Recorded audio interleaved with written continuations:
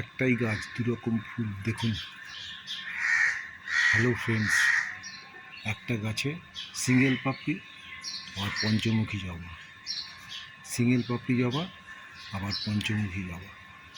অদ্ভুত গাছ, দেখুন আপনারা কমেন্টস করে জানাবেন ভালো লাগলো কিনা।